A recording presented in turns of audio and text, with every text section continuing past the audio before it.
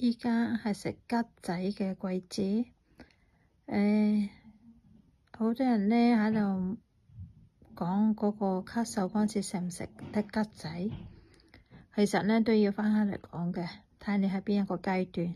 如果一般乾咳嚟講呢，係可以食啲桔仔，當然唔係太多嘅，但係呢，最好就係皮同肉一齊食。如果你係有痰呢，就最好冇食桔，就比較好啲。會食桔仔可能會更加多啲咳嘅。